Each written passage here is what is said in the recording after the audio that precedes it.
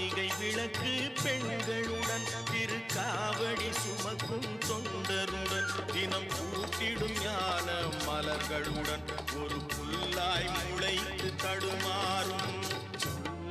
முளைத்து தடுமாறும் எனக்கும் இடம்